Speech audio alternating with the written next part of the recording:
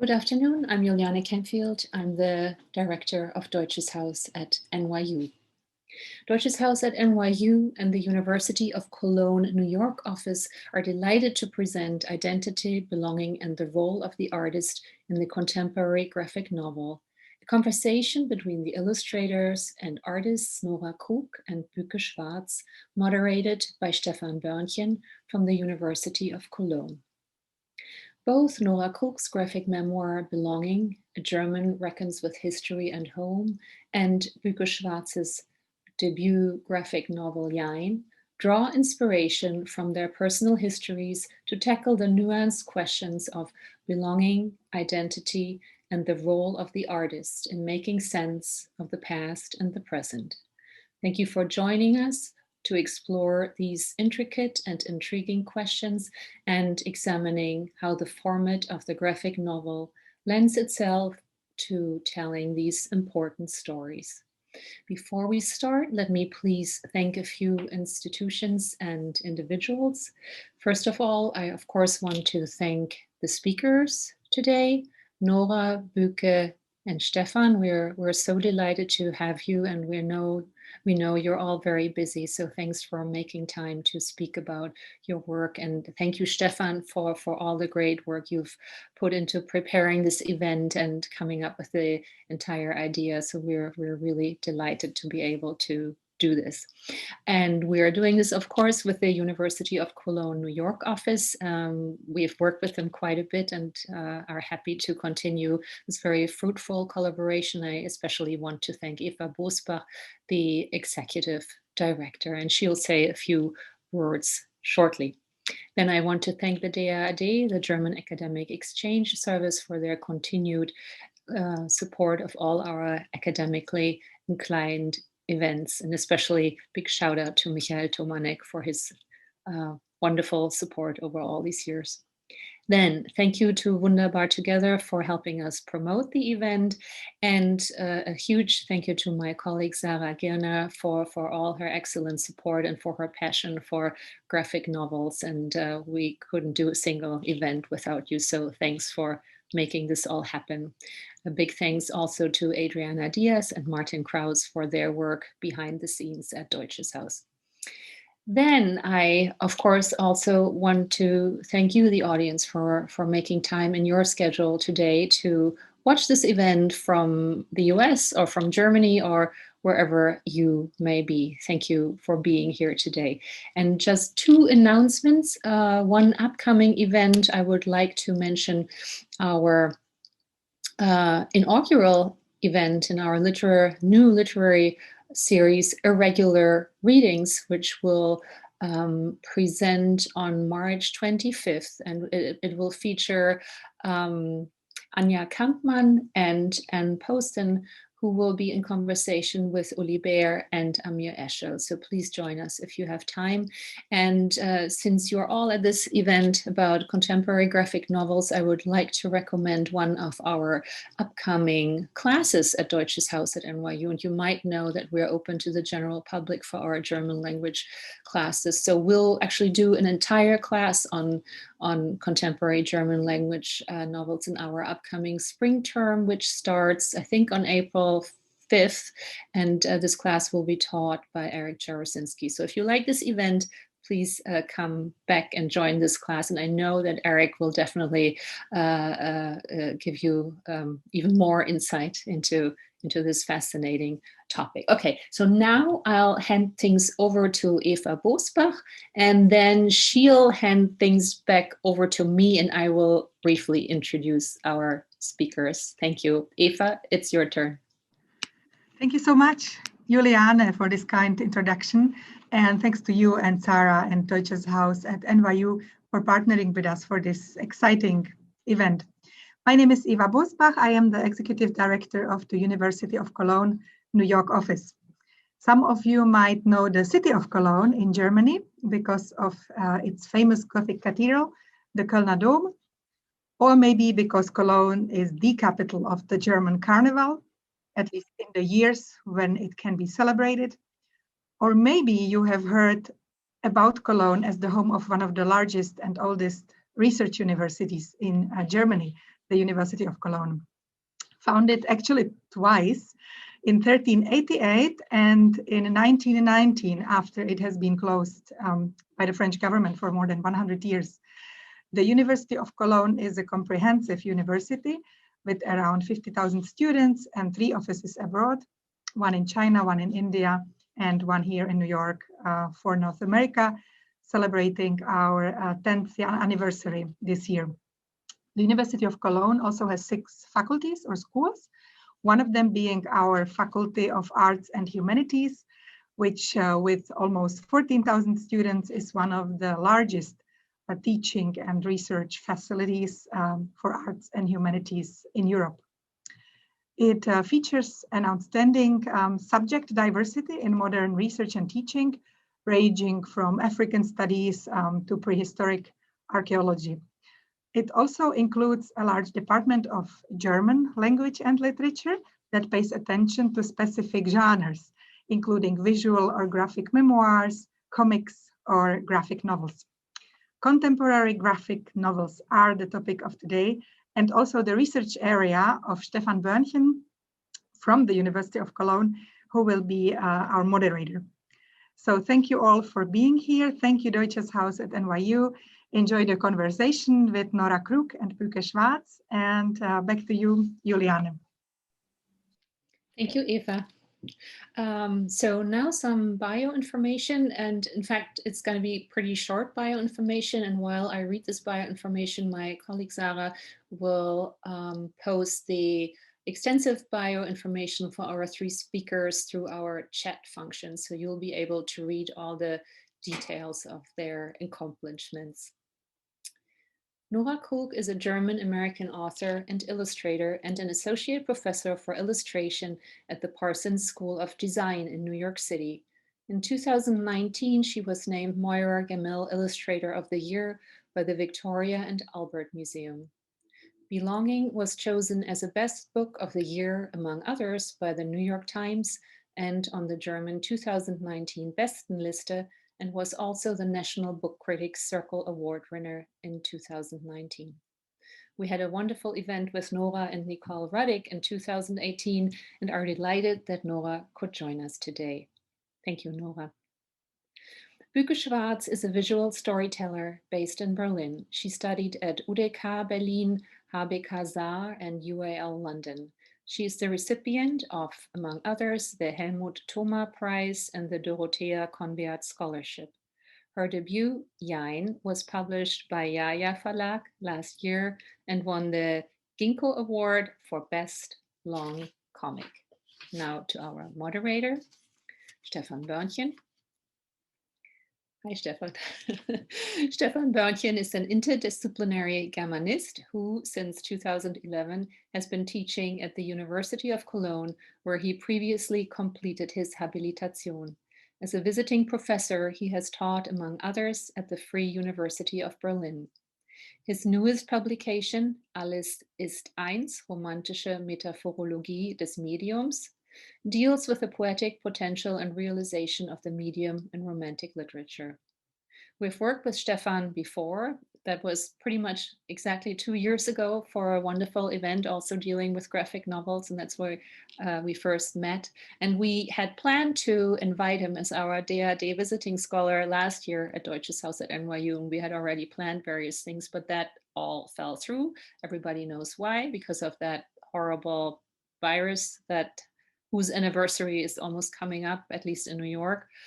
But alas, so maybe some other time you'll be our visiting scholar, but for now we're grateful you are able to do this event with us. So welcome also Büke and Stefan, and now Stefan, it's your turn to make everything happen. Thank you. Thank you very much, Juliana and Sarah, for your kind introduction and for the invitation to moderate today's talk. I'm so happy to be here and to be part of this event. Thanks to Nora and Büke for being here. Before Nora and Büke are going to talk about their work and show some slides, I'd like to give a very short outlook over the following 80 minutes or so. After the presentations, I would love to talk about 5 thematic fields: the genre, comic, or visual memoir, respectively, its poetics, style and materiality, family, past and present, which also includes those big words belonging and identity, memory and the ethics of memory, and eventually Germany and whether in belonging and Jein we're dealing with a happy ending or rather not. I hope that's okay with you. Büke, would you like to start with your presentation? Yes, of course, thank you. Now I have to share it. Could you see something? Yes, okay. Hello, everybody, and salam. Thanks so much for having me. That's how I looked working on Jein. The unhealthy position even forced me to go to the physiotherapist in the end because my neck did not take it so well. And on the right, you can see a close-up of the book and the cover of Jein. And the word Jein is a German portmanteau, a blend of the words yes and no, ja and nein. And I chose it as a title because it stands for in-betweenness and also for the difficulty to make the right decision in this complex world. And beneath the headline, the Turkish words for yes and no, evet and hayır, are imprinted, nearly invisible without color. And I will try to give you a really short look into Jein because it's written in German and most of you probably did not have the chance to read it, but I hope it can be translated sometimes in the future. And here you can see the protagonist. Her name is Ella Wolf. She is working in her studio and preparing some new canvases.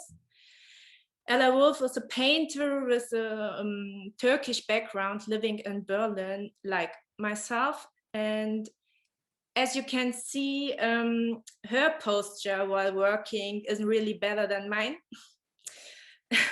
But at least she probably won't need to go to the physiotherapist. And the novel starts with Ella winning an art prize, a scholarship, together with 3 other artists. You see them on the left side. And this prize includes a group exhibition. They have to organize themselves. While preparing the exhibition, they discuss the role of art and their responsibilities as artists in a political environment. And this page shows them discussing the title of the exhibition in an online group chat. Topics they discuss range from the role of the artist himself to question about identity, responsibility, and artistic freedom. The story takes place in Berlin in 2017, the year of the constitutional referendum in Turkey, and President Recep Tayyip Erdogan used this referendum to increase his powers as a president dramatically.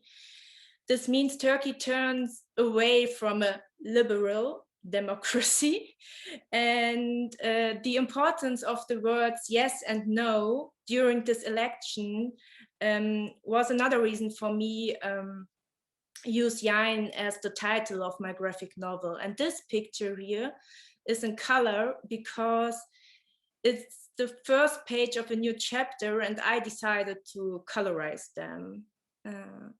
Here you can see some images where I depict the partying Erdogan fans celebrating the quote unquote won election in Berlin. Berlin, as you probably know, has a huge Turkish community and a lot of them were allowed to vote. here you see how my protagonist, Ella Wolf, feels when she receives this message. For her, it does absolutely not feels like a win. To make matters worse, her Turkish heritage not only challenges her politically, but also personally, when her biological father, who is living in Istanbul, visits her without any prior announcement. And the story then unfolds, showing now how Ella deals with all those challenges, sometimes paranoid, sometimes rebellious, but always influenced by her heritage and her mixed feelings towards her different homes or belongings.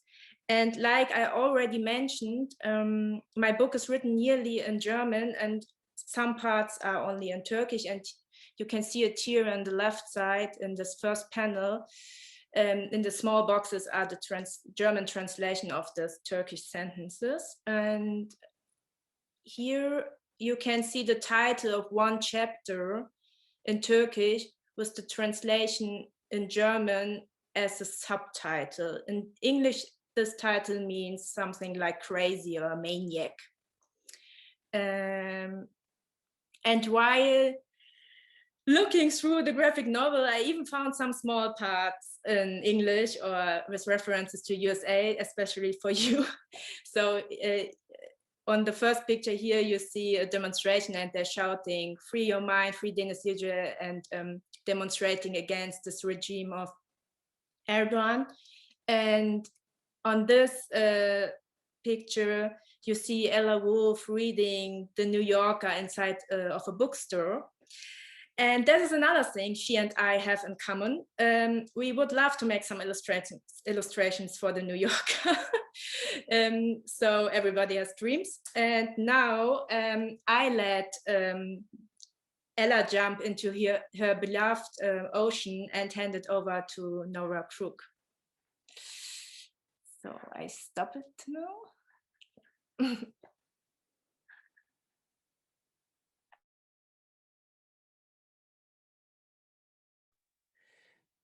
Thank you, Büke, for showing this beautiful work, and thanks for having me. Full screen mode. Can you see my images? No, I can't see you, so I don't know how you responded, but I assume you can see them. So I'm going to talk about my book Belonging. The foreign edition title was Heimat, that came out in 2018. It's a 280-page, fully illustrated, and in the English edition, hand-lettered visual memoir about World War II and my own German family history.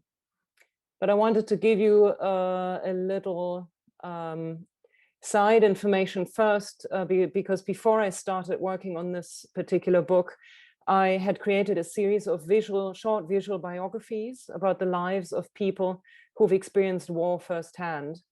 And those short stories focused on the lives of people who are more or less unknown, because they came out of the wars neither as heroes nor villains. So this is one example about a Japanese kamikaze pilot who actually was drafted into the kamikaze unit against his will, and then due to some engine failure on his plane, ended up surviving the war. So I was interested in these short stories, in what war does to those who move in the gray zones of the war, whose lives are perceived as neither inspiring nor deterring enough to be reported on, and whose guilt or innocence is difficult to prove or measure. And researching these people's lives and illustrating these stories allowed me to gain a more direct and tangible understanding of what it's like to experience war. And it was only after I had been working on this series of short narratives for about 8 years that I realized that all this time, the narratives that I've been telling had not focused at all on the German perspective.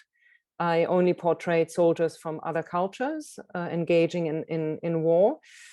And I realized then that all this time, I had been subconsciously avoiding to tell the story of war from a German point of view, because as somebody representing the country of the perpetrators, I felt like I had no right to tell it. Now back to my book, Belonging or Heimat. The atrocities that Germany committed during World War II cast a long shadow all throughout my childhood and youth. And my years as a teenager were accompanied by a tremendous sense of inherited guilt.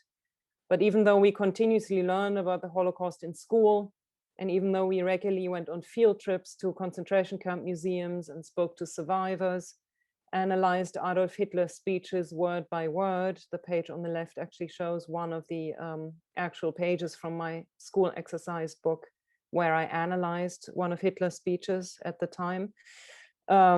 Even though we did all this research, the guilt that I felt we grew into remained abstract, and conversations about what happened in our own families remained non-existent. So by the time I learned about the Holocaust in school, around the age of 12 or 13, all my grandparents had died, and I had missed my chance to ask them directly about their lives under the Nazi regime.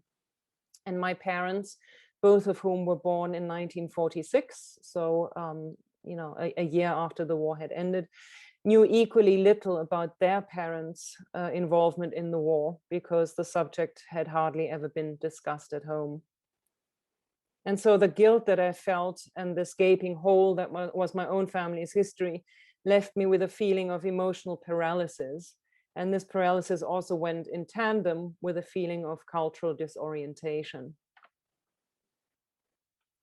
All in all, I've been spending about 20 years living in English-speaking countries. And during those 20 years, I was often confronted with negative stereotypes about my home country. And I've often been aware that my accent alone can evoke the memory of the Nazis' crimes. As a German in a foreign land, I felt more German than ever before. And I felt a growing urge to confront my own family history in a new way, and to ask those questions that I had never had the chance to ask before. And I think this would not have happened if I hadn't left Germany to begin with. Through a combination of short comics, full-page illustrations, and photographs, the book charts my search for my own family, whose war experience and political attitude I knew nothing about before I embarked on the project. And connected to that, the book really describes my quest for what German cultural identity really means to me. The book follows my journey as I seek out lost relatives in the village where my father grew up, and track down old family homes, and consult local archives for the smallest bit of information and the tiniest scrap of paper I could find that would provide any evidence about my family's life under the Nazi regime. The particular focus of my book is my maternal grandfather, a driving teacher in my hometown of Karlsruhe during the war, who's pictured on the left here, and my paternal uncle, who died as an SS soldier in Italy at age 19, who's depicted on the left. And both their stories are intertwined throughout the book. And then interwoven into the family narrative are pages that I entitled From the Scrapbook of a Memory Archivist, which feature objects, letters, and photographs from the 1930s and 40s that I found at flea markets across Germany over the years of my search. Basically, objects and items that provided the tangible and emotional experience of war that my own grandparents weren't able to provide me with. And similarly, the book contains encyclopedic pages such as the one featured on the left, called From the Notebook of a Homesick Emigre, Things German, which catalog objects, activities, and places which to me are deeply rooted in the German consciousness, and also aspects of my culture that were often misappropriated by the Nazis and whose emotional meaning I only really became aware of while living abroad and away from my home country. So my book Heimat follows my search for my family and their wartime history, but concurrent to that also my search into German identity. And I really deeply believe that as illustrators, we don't only make the past visible by drawing events that happened in the past, but also by establishing their relationship and relevance to the present, and by constantly navigating our own position within this past and in between these spaces. I think of illustrators as witnesses, witnesses that force us to become witnesses too, by making us look, and they thus ask us to take responsibility to face our past and make sense of it for the present. And I'm currently working on a new book that I see as a continuation of these reflections, which is a graphic edition of American historian Timothy Snyder's book on tyranny, 20 lessons from the 20th century, which came out first after the presidential elections in 2016. And I am now doing a graphic edition of the book that's going to be published later this year, and that explores the various ways in which we can learn from 20th century European history and apply what we have learned to the present to make sure that we will defend our democracies, and, you know, on an everyday level, basically. So I'm going to stop sharing and return to the main conversation.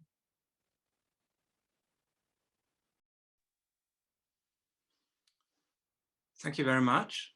I'd like to take a step back and start with a general question. Now, here's the question. How do you see the genre comic or visual memoir? Where do you see its historic origins? Where are your personal origins? Are there important role models or important figures for you?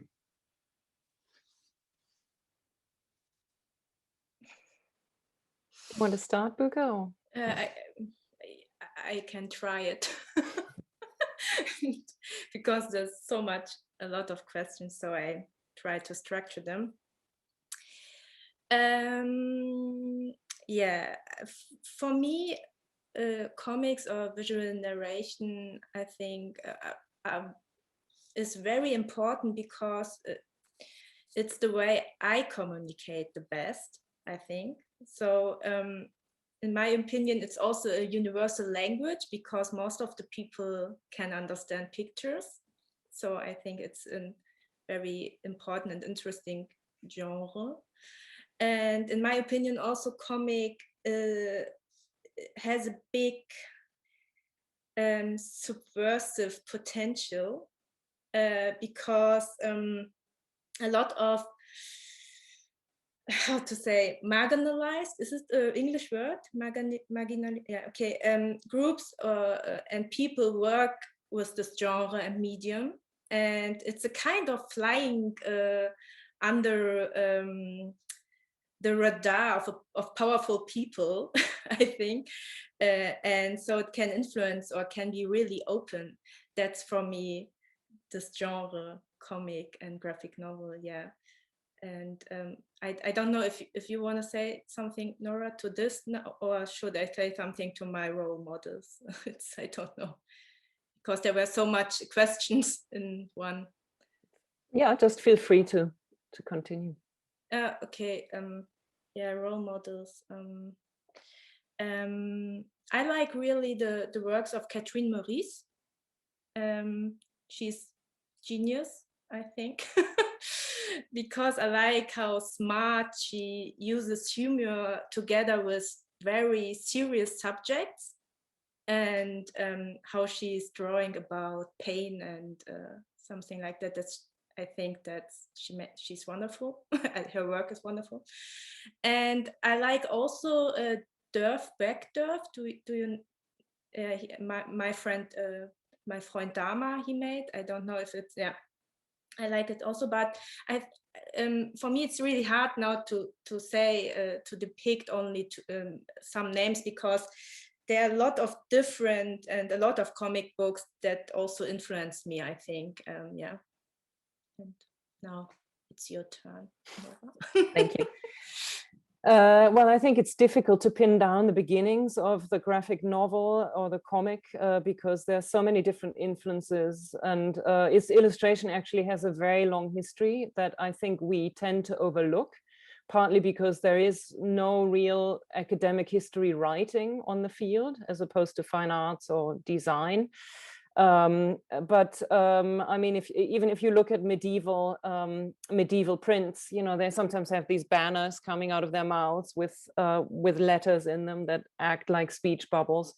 And then specifically also in Germany, when you look at people like Wilhelm Busch, and I think Germany actually has a much longer tradition of picture stories, illustrated stories than we're often aware of. And I've often wondered why that disappeared. I don't know if you know, the second, I mean, I don't want to blame everything on the Nazis, but I feel like after the Second World War, there was a gap in that way of telling stories through images a little bit, and it's only begun to reappear. And it's a pity, because we have a long tradition actually of that medium. I mean, whether you call Wilhelm Busch's work comics or not is another question, but I think the term itself has also become so wide that a variety of ways of telling stories with images and text can be considered comics or graphic novels.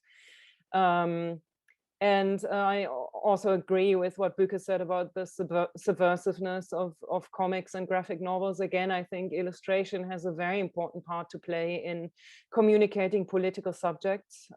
We see that also with Otto Dix and George Grosz, and I mean, of course, that's also in the fine arts realm, but also quite illustrative. And at the same time, illustration has been abused in propagandistic ways from its beginnings. When you think of anti-Semitic depictions, you know, in the Middle Ages and until today, and it just shows how deeply impacted we are by images and by the drawn image, and how powerful images can be, and what responsibility we actually have as illustrators in using this medium responsibly. In terms of my own influence, I think I am very much influenced by German expressionism, like, you know, George Grosz and Otto Dix, partly because of the way the work looks. I mean, I feel like there's a certain authenticity and honesty about it, but also the subject matter, which is, you know, very political. So that's what draws me to that particular work. But there's so many different influences, and when I was working on my book Heimat or Belonging, I was actually more influenced by nonfiction writing and also essayistic documentary films.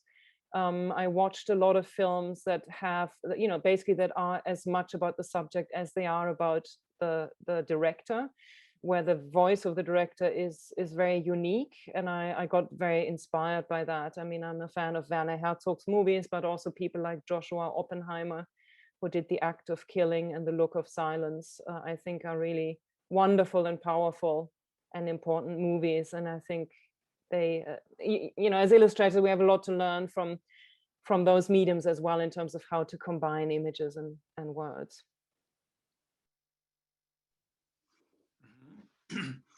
What's the most important thing we need to know about the relation between word and image?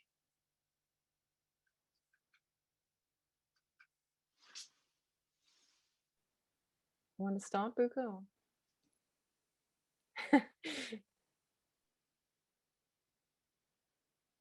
You're on mute. I'm sorry. What we should to know about word and image. Yeah, it's hard for me to say what you should know, because that's kind of rule and force. I don't know if that's good, but maybe that it should be a symbiosis. It's not good if you show in your visuals the same thing, like you say. It's wrong to say it's not good. You can also do it, of course, but if it's the whole time so that you only show this what you're writing, then it's a kind of boring, and then you should ask yourself why you draw this now. And I think it should be a symbiosis between them, and also like a dance. Yeah. And I think I'm better. You see it now. I'm better in drawing than in talking. So I think for me it's the visualizing level much better than the text level. Yeah. I agree that it's very much about, I mean, in practice, it's very much about how to balance both, to form a unity that makes sense and that's not repetitive, you know, not to simply illustrate the text, but to use the images as a separate, or use them both as separate layers that make sense together, and that that can sometimes also even contradict each other. I also think often people tend to think of image and text as two very separate elements, both graphically and also contextually. And I think they actually aren't so separate. And, you know, it always surprises me when people ask me, why did you decide to illustrate this book? I mean, I never thought about not illustrating it. And also, you know, the book is about war and memory and family and all these things I think anybody associates with images. I mean, we experience life visually to a high degree. We experience history and war and you know, visually, and we construct memories that are highly visual. And so I think this question of, you know, why did you use images is a very abstract one to me. I think there is actually personally less of a separation between the two mediums, and especially when we think of our understanding of history, we often tend to think of you know, history books that are about facts. And I think history, the way we learn about history should be considered much more from a visual angle than it often is, because the visual impacts the way we think about history and memory to a large degree.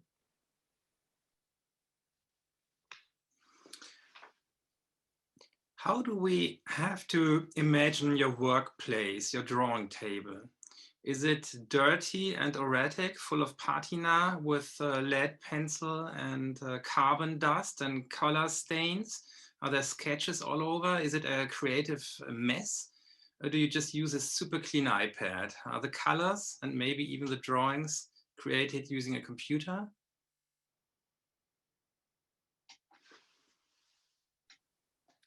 Okay, it's again me. Okay. Yeah, if I'm honest, it's a creative chaos. But I'm really carefully with my drawings and paintings and materials and pencils and so. Then this is not a chaos, but on the table there's most of the time chaos. And I have two tables in different rooms, because I like to changing my surrounding. So everywhere is my stuff. And most of the time I'm working analog without a computer. So I would say I'm an analog artist. I think I use the computer mostly for the post-production, for scanning and correcting some stuff, but not really for coloring or painting or drawing. Yeah, and what was the topic, color? Yeah, I have to say most of the time my work is in black and white and in a lot of gray shades. So for me, using color is like using exclamation marks or all caps. If I use it, then it is most of the time like a louder statement or something very emotional or important, because color in my own work works mostly overwhelming me, if I'm honest. It's distracting me a lot. And yeah. And was there another question? Well, okay. My workspace tends to be quite messy as well, at least according to my husband. Yeah, I work with a lot of different kinds of pieces of paper and drawing utensils and different formats. And I usually choose the medium based on the content of a particular page. So I usually use all kinds of mediums for one single book, depending on what I want to say on a given page. And so I have watercolors, pencils, color pencils, scraps of papers. I mean, I use a light box a lot. And I do use the computer often to figure out the composition of my pieces, although the individual elements are usually created by hand. But then I often use the computer to combine everything into a single page. And I also tend to have objects and pieces of paper around my work desk that remind me of other people's work, or, you know, I mean, when I worked on Belonging, I had some of my grandfather's photographs pinned up around my computer screen to remember him. I mean, in a way, he was looking at me the whole time while I was writing this book about him and his membership in the Nazi party, which was a little odd, but he was present physically in that way. And I think that somehow inspired me in a different way while I was working on that book. In both texts we are discussing, the protagonists wrestle with the past, trying to come to terms with some kind of family heritage. There's unfinished business, obviously. It seems to me that psychology does not suffice to fully explain what's going on. What does then? Where does the protagonist's melancholia, nostalgia come from? Is there even a trauma? Or would it be exaggerated to use this word and talk about a trauma? Maybe this goes to Nora first. Yeah, I mean, in my particular book, I do think that the German post-war experience is a traumatic experience, but I don't really like using the word trauma for our experience because it sounds like we're victims. And that was one of my biggest hesitations for writing the book in the first place. And my biggest fears was that the book could be misunderstood as me victimizing the Germans or downplaying their responsibility and engagement in the war. And so at the same time, even though I think it's a self-induced trauma, I do still think it is a trauma because I think Germans are still deeply, deeply affected by the memory of the war. And I think you see it in everyday situations. I mean, when I come to Germany and I overhear conversations at the bakery or at the train station, or I can always tell that the war lingers around in people's collective consciousness. And so I would say that my book is about that trauma. Yeah, I forgot the first part of the question. How about melancholia and nostalgia? Yeah, I mean, again, the word nostalgia is a word that I'm trying to stay away from as a German, because this was another issue I had while I was working on the book, was choosing images that would not create a sense of sentimentality, because I feel as a German talking about the experience of World War II, sentimentality would have been the worst thing that I could have created as a feeling. And I worked a lot with the landscape photographs, you know, especially in moments where I talk about German loss, which is another thing that Germans have a problem talking about. So when I talk about German loss and what this loss has done to my family emotionally and on a very personal level, which is something I never allowed myself to think about before I worked on this book, actually. And I wasn't even aware that I had not allowed myself to think about it. So it was actually an unspoken taboo that I think a lot of Germans continue to share. I decided not to show myself in those moments as a protagonist, because I didn't want to show, you know, my sad face while talking about my uncle dying in Italy at age 19. And instead I replaced these moments with photographs of landscapes. But again, when I was looking at a variety of different landscapes to choose from, I was really struggling finding the right tone visually, because many of the ones I saw would have communicated in the wrong way and would have created the sense of sentimentality. And to me, the term nostalgia is very closely connected to sentimentality. Melancholy is a different thing, but again, I don't know. I found it, I mean, of course, I knew the book had to be about me because it's a personal journey in quotation marks, but it's a difficult thing to talk about yourself as a German when you come from a family that was, you know, that was not in the resistance movement, or so even though I was the protagonist, I didn't want myself to be portrayed as this grand, you know, melancholy character that walks through lonely streets, or, you know, I just didn't feel that would have communicated in the right way given the subject matter.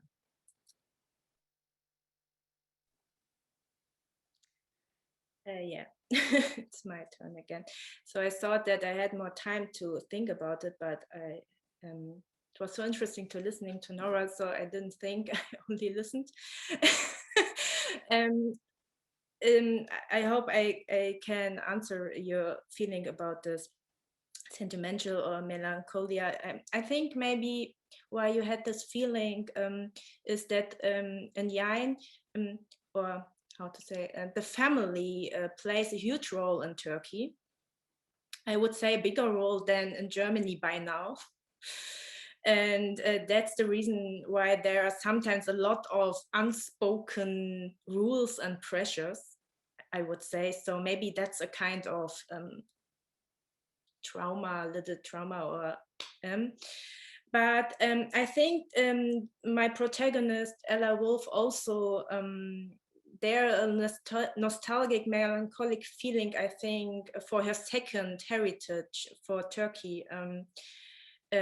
So the first core problem is the family, the traditional father, who and he's standing for this changing political system in Turkey, and she has this problematic relationship to her father, and due to that, to I would say to Turkey a little bit too, and I think this sentimental thing, she's trying to resolve her problems, at least towards Turkey and their second heritage, without her father, kind of forming her own heritage, doing her own stuff, because I think this nostalgic feeling doesn't let her to forget Turkey, and I think that's a huge struggle in this graphic novel. Yeah. Point. All right. We live in the global era, and yet Heimat booms, not only in the arts, but also with Airbnb, obviously. On Airbnb's webpage, we read, and I'm quoting, "We are about home. A home is where you belong." And what makes the global community of Airbnb so special is that for the very first time, you can belong anywhere.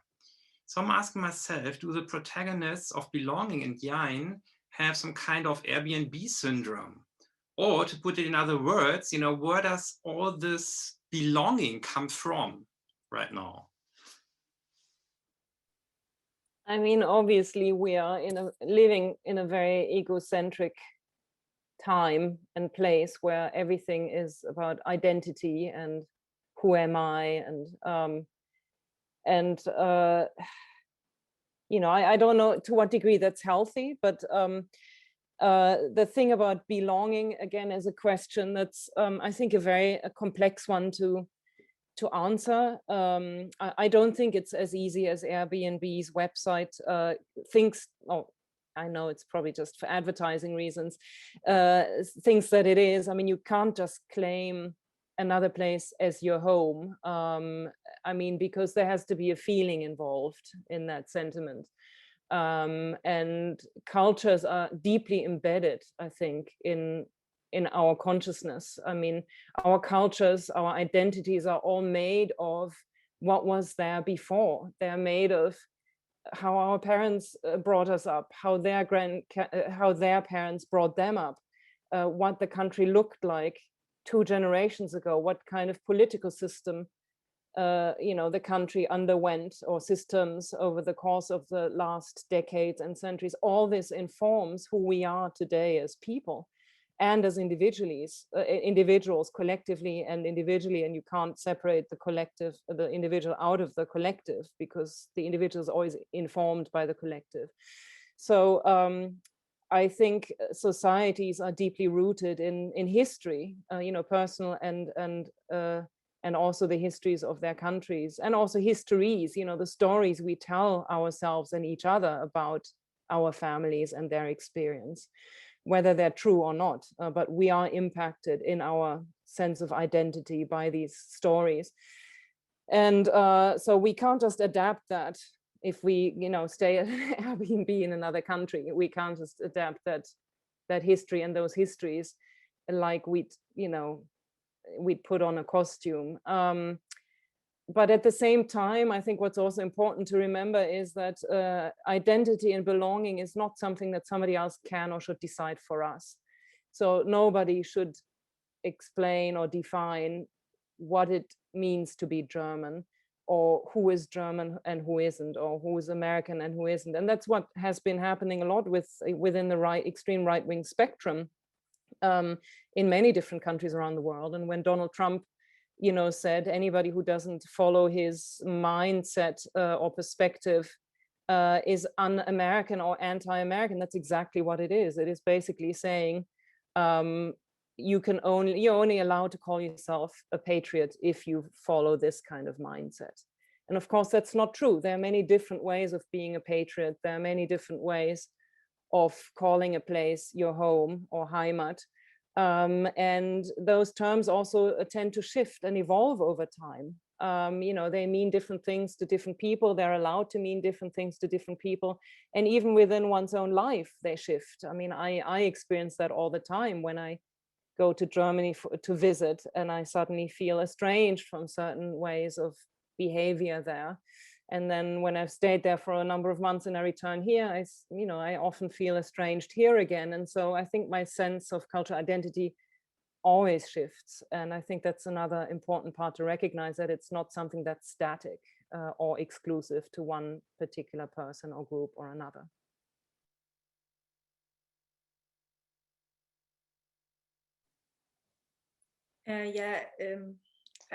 I also would say that not to call it a syndrome, because I don't think that my protagonist in my graphic novel has an Airbnb syndrome, because I don't think that she tries to belong everywhere.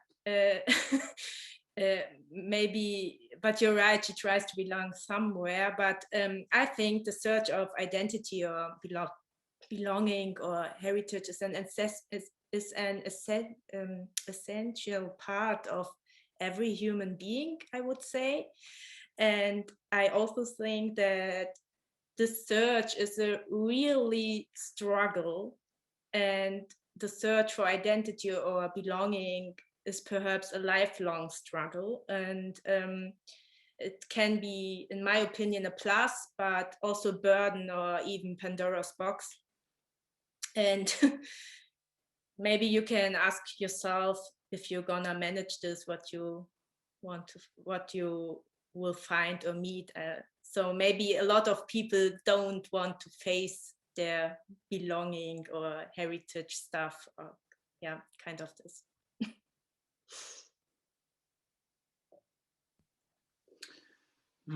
Belonging deals with ethic questions of Mitläufertum, the followers, and guilt. Jein revolves around the dilemma of the absoluteness of art on the one hand side and political engagement of the artist on the other hand side. The question Jein asks is it legitimate for an artist with high moral standards to go to and work in an oppressive system in order to pursue her career? How do the texts answer these ethic questions? Or do they at all answer these questions? Büke, would you like to go first? I'm just suggesting. Do you mean this with this going into this regime that's unfree? Do you mean this? Well, yeah. I mean, we. Okay, like Ella Wolf deals with this. Okay, oof. I think that's my whole graphic novel. I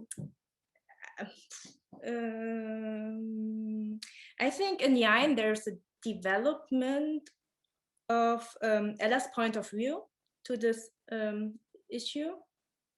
I think she rather she starts off rather unpolitical and nearly only artistic artist, and but the word in the story forces her to deal with these questions.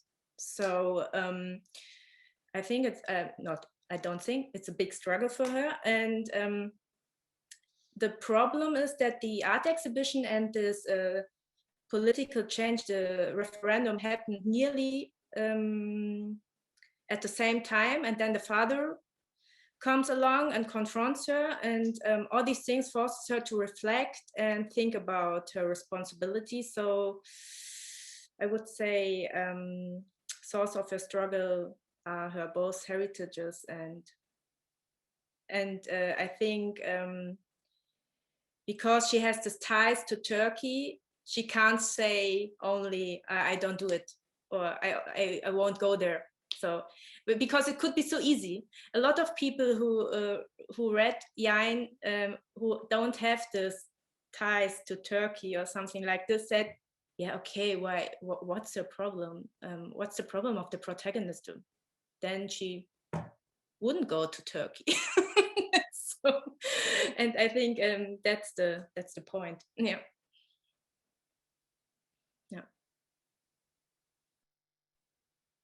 So you asked specifically about the Mitläufer tomb, and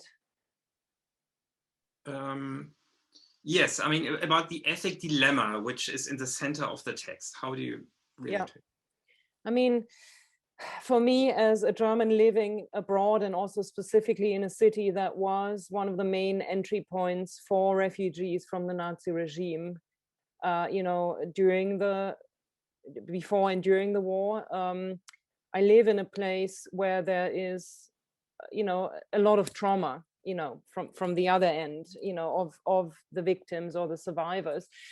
And so, of course, living here, I've been very, very much influenced by that perspective. And it's been difficult to navigate my own role in I mean, that's why I decided to go back to Germany and confront this past on a personal level, because I was confronted with the other experience. So, you know, on a day-to-day basis, living in New York.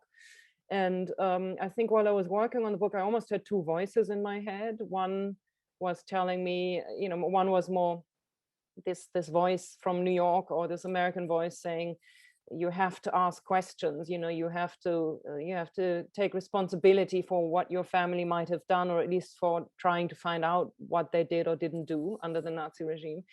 And then on the other hand, as I was sitting in the archive and looking through my grandparents' files, there was the other voice, which was more of the German voice that said, but, you know, don't lay the blame too quickly. You know, you owe it to your family to also consider you know, in detail, the complexities of the situations that these people found themselves in. So I felt myself constantly torn between trying not to put blame too quickly, but also not trying to excuse too quickly. And I think my solution to that was just to continue to ask questions. And I realized that the goal was not, again, to prove. In the end, I realized I couldn't prove my family's innocence, and I also couldn't prove their guilt because there wasn't enough, you know, documentation on their lives, because they were only, in quotation marks, part of this big, vague, gray group of the followers, and that's probably was the biggest group that experienced those times. And so I didn't have, not enough was written about my grandfather that I could have gotten a clear picture of what he did or didn't do under the regime. And I realized that I needed to live with the fact that I couldn't prove his innocence or guilt, but that it was important to still continue to ask questions, because that's, I think, something that happens a lot in German society is that there's almost a way in which things are made too easy by saying, you know, everybody was a follower, so why should I go to the archive and look at my grandparents' files? I mean, everybody did the same things. And I think that's a mistake. I think every individual person needs to be looked at. We need to ask individual questions about individual people, because being a follower could also mean many different things. It could mean saving the life of a person. It could mean committing terrible atrocities. I mean, there were people from all kinds of spectrums that fell into that category. And it's also important that we explore this category because it is the group that voted for and supported Hitler. I mean, we need to understand what these people were thinking in order to avoid this kind of thing from happening again. And that's why it's so important that we look at these ordinary, in quotation mark, people and try to understand what drove them. All right, thank you. We have many questions from the audience, so I'm just skipping a couple of questions, and I'll ask one more question and then read out the questions from the audience. So my last question is, Germany as it is depicted in Belonging is a place where even the cherubs, as seen in Kühlsheim's former medieval monastery, are, quote, armless, that is crippled, survivors of the war. Jein shows scenes set in Berlin where supporters of the Turkish president try to hunt down dissidents. Both texts present a picture of Germany which not only is Heimat, fatherland or mother country, but which is also unheimlich, uncanny. Can we understand this as a critique of the current situation in Germany? Do we need to worry about Germany?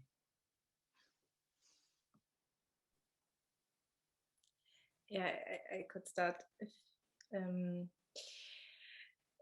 Could we worry about Germany? Yeah, I would say if we close our eyes, maybe, because I think we should be careful and mindful, because in Jein, I show how fragile freedom of expression and democracy can be. And sometimes only, in this case, 1%, and in other cases, a few percentages are enough to tip the scales. And for example, now this 1% in the constitutional referendum in Turkey in my graphic novel, or we saw it in Brexit. This was also only, that was close as well. So yeah, and I hoped, as I worked on Jein, that the situation maybe will be turned around, or it would be a little bit better.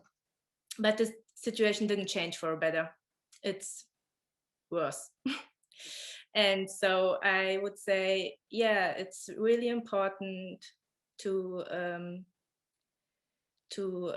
hold this, what we have in Germany now, this freedom of expression, but we have to work for it.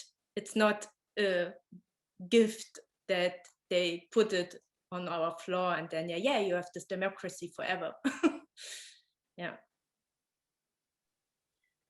Yeah, I think it's important that we understand democracy as a process that we have to be actively involved in, also in our individual lives. I think in Germany, at least that was my sense growing up, there was a sense that whatever happened under the Nazi regime will never happen again, because, you know, it was so bad and we learned so much from it and we did so much work institutionally in terms of, you know, Vergangenheitsbewältigung in quotation marks, that we kind of basked ourselves in the thinking that it would never happen again. And I think that was a little bit careless, because I think it can always happen again, and it can happen again anywhere in the world. And democracy is not something that, it's not a conclusion that we have come to as Germans. I think it's a term that is constantly shifting, and that that we need to constantly defend, and we need to recognize the, you know, early beginnings of fascism and intolerance to any group. You know, today, was it today that the decision was made of labeling the AfD a, I don't know, I heard it on the BBC this morning that it is now basically, you know, put on a list of an organization that needs to be watched, that we have the right to do that. And I think that was an important decision. I think freedom of speech should have, you know, I mean, again, it's a tricky term to define, because we also, you know, there's also hate speech. So we have to always think about where does one begin and where does the other, where does one end and where does the other begin? All right, thank you. Let's switch to the questions from the audience. The first one is asked by Emily Dreyfus, and it goes to Nora. I'm currently teaching an undergrad course at the University of Chicago on the graphic novel and Nazi Germany, including Krug's Belonging. Many students were struck by Krug's use of color, a schematic use of green versus red, the kinds of ochre tones and generally muted palette, as well as her repeated integration of media of writing, that is stationery, handwriting, school exercise books, etc. We would be eager to hear any insights Nora is willing to share about her artistic aesthetic process related to color and the overall visual style of the book, which with its frequent recourse to the materiality of German childhood.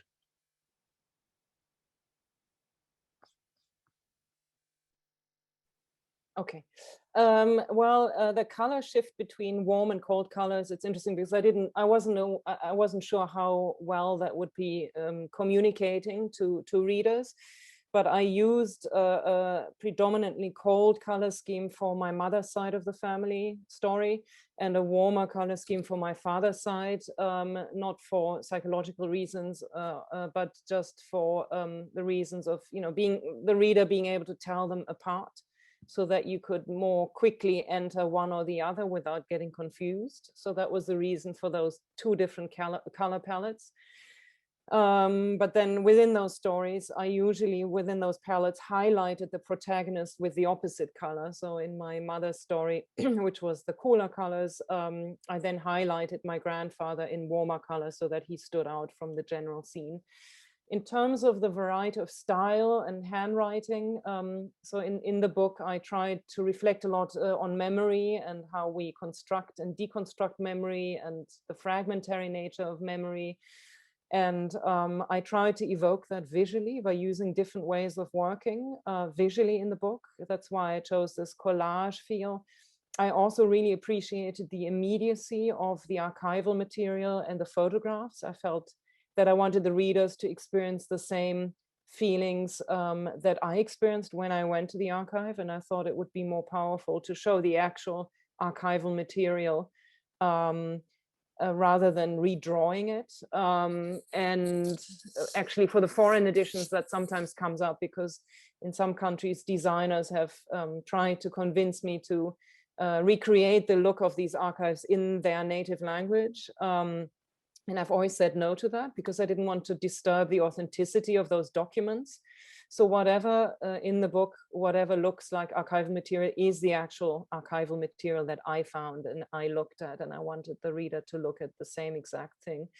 And the hand lettering, I chose to use my script for anything that was in speech bubbles, just to give it a different, to separate it a little bit from my inner monologue. And in terms of the lettering of, I mean, I don't know if you're maybe asking also about the exercise books that I feature at the beginning of the book, which are written in Sütterlin, and those were actually the actual exercise books of my uncle. So these are replicas of my uncle's school exercise books that I decided to include in my book with, you know, without a frame or anything, expanding right to the edge of the paper, so that again, when you looked at them, you felt as if you were holding his exercise book in your own hands again. So I tried to convey this feeling of authenticity by doing that. Mm-hmm. The second question is for Büke. could you speak about the choice of including color to separate the chapters of your book? What did the colors mean to you, and what feeling were you trying to elicit in the viewer? Okay. It's so that I have to struggle in this book to have this 2 languages inside it and this 2 heritages for my protagonist. So I switched the images for the chapters. I switched it so that they start differently to the whole rest of this graphic novel. They start with Turkish words and the German subtitle under it. So the chapter images, which are in color, stand more for this Turkish heritage and memory. And the rest of the whole graphic novel is playing in Berlin, in Germany, which is in black and white and gray tones. And the reason for this is that it's a memory of mine, so that mostly in my memory, Turkey it's a kind of romantic idea. It's I was always there when I was when I had summer holidays. Nobody has to work. The light were there, the ocean. It was like a dream, like in a movie. No daily life business. Everybody has time, and so for me, I tried to put this memory and emotions into this chapter images, into this yeah, and therefore they're in color. Yeah. Here is Annabelle Blank. Are there any differences in reception of your books in the respective countries or communities you're addressing? Germany, US, Turkey.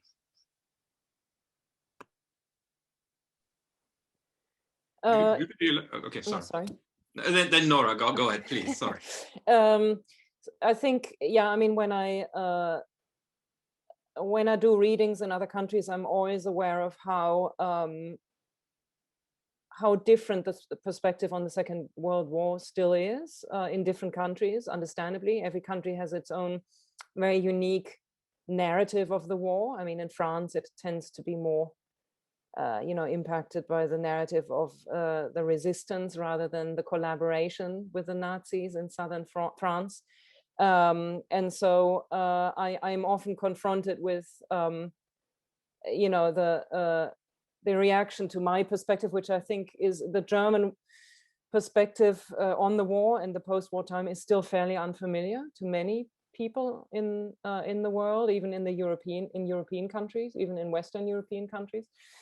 And so I get a lot of questions about that, and American audiences always ask about what the German reception is. How, do Germans agree with me that we should continue to face our past? Is one of the questions that always comes up.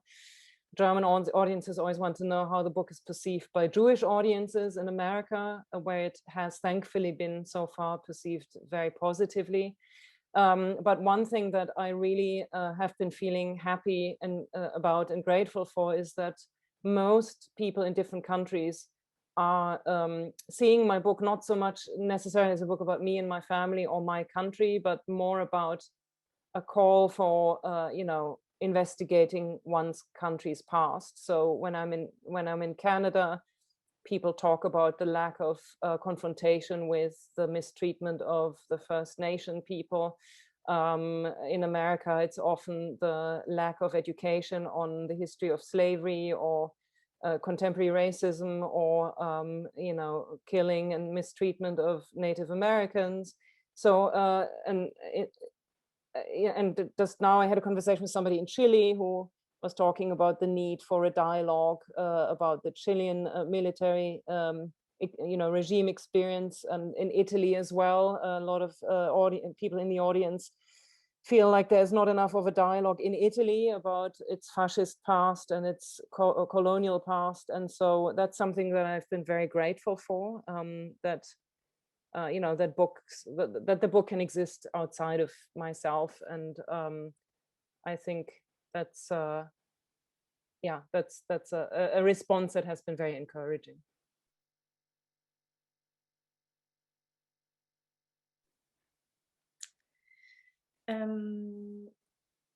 I got my response much more. I don't think that anybody in Turkey has read Jein, because it's written in German and there's some parts in Turkish, but not the whole book is in English or in Turkish. So, but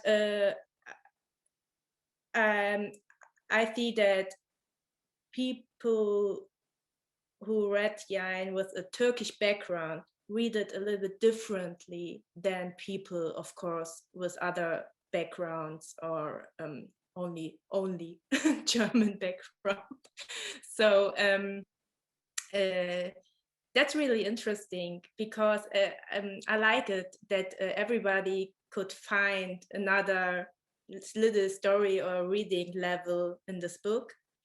And yeah, and I think that if you, I didn't know if I answered the question really good. It's if this was the question, I didn't know. Yeah. Thank you. I think so. Here's Henry Gannett Bethel. Berlin is known for being one of the best art cities in the world, and many artists from around the world end up residing in the German capital. Has this international influx or even gentrification in Turkish neighborhoods like Kreuzberg affected your protagonists or even your own search for identity at home? How political is the Berlin art scene in reality? This goes to Büke, I assume. Thank you for this question. I can't speak for everyone, but I think there are a lot of artists in Berlin who are really politically not activists, but have a political interest and mind, and watching their environment, and the scenes in Jein and the dialogues and this dealing with this questions and problems, they don't come only of my emotional. So I've read a lot of articles and interviews and discussions about this. It was at this time a huge discussion about this Istanbul Biennale, if artists should show there anything or not. And I think, and there's one chapter where the protagonist speaks really long with one of the other artists, with Robert. He is, oh my God, what's the English word for Bildhauer? Sculptor? I don't, yeah. And this dialogue and conversation is constructed of a lot of interviews I've read and seen between a lot of different artists. So it's a mixed up, a merge. So I would say that Berlin or German artists are open-minded for this political situation, but it's I wanted to say that it's really easy to be so when you are living in a country who has this freedom of speech. So I don't know if I would be so, or if anybody would be so brave when you're living in Turkey and you're there an artist, because it was really hard for me reading that painters, female painters, in my age have to go to prison because they painted something Erdogan don't like. It's so, yeah, so that is also I think a very important point, that it's easier that we to be this political because we have this privilege to live in a country where we can say our opinion. Yeah. Right, we have 3 more questions to go before I hand over to Juliane. Now, Martin Kraus asks, how do you deal with the overlap of personal and political narratives? Were you hesitant to include some autofictional elements or perspectives? And I think this question goes both to Nora and Büke. I think for me, it was a challenge at the beginning when I embarked on the writing, was how to weigh the personal with the political and also the past with the present in my writing, because I never wanted the book to only be about political facts or the past, but also about my contemporary life. And so I thought a lot about how to weigh both in a way that would still sustain the narrative and not overpower. I didn't want to overpower the narrative with, you know, with historic facts, but I also needed to figure out how many facts I needed to include in order to make the personal narrative make sense. Now I forgot the second part of the question. I'm sorry. How about the autofictional elements? Oh, yeah. I mean, well, I decided not to put any fiction in my book. Everything I write about is, you know, based on at least my belief of what happened. I mean, of course, when I write about my childhood and quote something that my parents said, I do it from memory. And so I have no proof that my mother used those exact words in that exact order. But it's all based on, you know, my memory and the things that I experienced as I was writing the book. So I see my book definitely as nonfiction, but that said, of course, there are elements of the imagined when I, you know, on the level of the images. So for instance, when I talk about my grandfather's experiences during the war, I had to picture them, literally. I had to create pictures of his life in order to make his life tangible to myself and the reader. And of course, I have no proof of the way he looked or moved in a particular space, or what that space looked like at that given moment, because, you know, my grandfather's life was not documented every second of his life. So I had to imagine what, I had to draw his apartment based on my memory. I had to imagine what he looked like in that environment where he sat, what his body posture was like. And so, of course, there is an element of fiction in that regard, because I have no visual proof for these things. But the story itself is basically a pure nonfiction story, I'd say.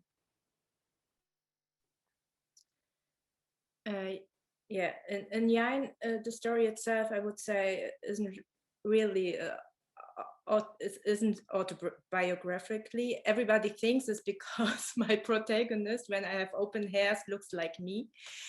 But there are a lot of differences between her and me, and most of the situations in the book, for example, didn't happen to me. They happened to anybody. So I would say they are not it's not an autobiography, it's more documentary a bit. And there are different family structures and something like that. So I would say that a lot of people think it's autobiographical because we have nearly the same job and look same, but they are much more. So there wasn't really this struggle for me to put my own feelings the whole time in this book. It was much more the struggle to deal with all these emotions from the other people I interviewed. All right, two more quick questions dealing with future projects. So how is the collaboration with Timothy Snyder is one question. And the other one for Büke is, what's your next graphic novel going to be about? And then I will have to hand over to Juliana. So the collaboration with Timothy Snyder has been really wonderful. He approached me basically after my book Heimat or Belonging came out and asked if I wanted to do a graphic edition of his book on tyranny. And I agreed to it because I think it's a very important book. It's very relevant at the current time. And it's also very universal, the subjects he addresses. And it, as I said earlier, it really feels like a continuation of my own research interests. So very egoistically, I snatched up that opportunity. And it's, I think, 124-page fully illustrated book that will also be using my font. So it looks like it's hand lettered. And I'm almost done with the illustrations, and it will come out in October of this year with Crown Publishing or 10-Speed Press, which is a division of Crown Publishing. And yeah, he's been very, very supportive, and in particular supportive of illustrating his text in a more poetic rather than direct way, which was a very important thing for me. So he's given me any freedom that an artist could have hoped for, which I'm very grateful for.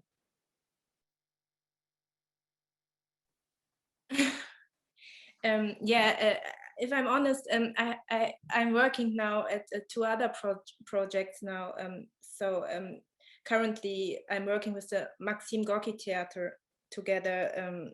They make the drawings for that are projected on this white stage design, and after that, late in summer, I'm looking forward to visiting the USA for 3 months, because I'm going to have there a 3 months lectureship at Allegheny College in Meadville. And thank you so much for Professor Julia Ludwig. She invited me, and I hope that I will have there the time also to start my next graphic novel, because I have some scenes now, they're on paper, really mess, but they're not really connected to a story. So unfortunately, I can't tell this person who said this wonderful question,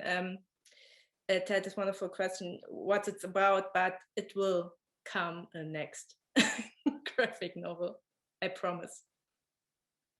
So yeah. All right, thank you very much for answering all these questions in such a disciplined way. I guess that was very German. Thank you so much. Juliana. Thank you so much, Nora, Büke, and Stefan, for this very rich conversation. And I hate to end on time, because I always like to start late and run over time just to dismantle German stereotypes. So now I'm making a mistake, but yeah. Thank you. It was wonderful to listen to the three of you, and thank you for great questions. Thanks for sharing your thoughts, observations, insights into your artistic practice, Nora and Büke. I think we all learned a lot. We also had fantastic questions, and we couldn't really deal with all of them, which is too bad, but it shows the interest in your work. And I would encourage everybody who hasn't read Heimat or Belonging or Jein to get those wonderful books or to revisit them. I have to admit, I just revisited Belonging, and I hadn't looked at it since our last event, and I discovered so many things, and the conversation now will make me want to revisit it once again and look at the whole color scheme question with the warm and the cold colors and the emphasis. And that was a great question, by the way, from Emily, I believe. All right, so one more thing I want to say, what was it? Yeah, I can't wait for On Tyranny to come out. And Nora, I would love to do an event with you and Timothy Snyder. I know it's not entirely up to you to decide, and you might want to do other events, but I'm throwing in the Deutsches Haus hat as interested parties to have this conversation, which I think must be amazing. So Büke, I hope we can do another event with you once your project takes new form, and when you're here in the fall, hopefully stop by Deutsches Haus if we're open again. Who knows? It will all depend on the mutations and immunizations and all the things we can currently not predict. But the discussion today has shown once again how important it is to think about the past and to not think of ourselves as losgelöst from the past. We have to revisit our country's past, our family's past, to make things better in a crazy world. And your work is very inspiring in this respect. And Büke, while you were talking, I kept looking at your masks in the background, and I got new ideas for my next COVID mask. So thank you for sharing these interesting masks. I don't know what they're all about, but we'll leave our fantasy to interpret them. Or did you want to say something? No, it was a poster I illustrated for the York Cinema group. They said that stands on it. It doesn't depend which mask, but you should wear a mask. Great last words for this event. Always wear a mask, and please be well, stay safe, and thanks again to our wonderful 3 speakers. Have a nice evening, afternoon, or in whatever time zone you are. Enjoy the rest of your day. Thank you so much. Thank you. Bye-bye.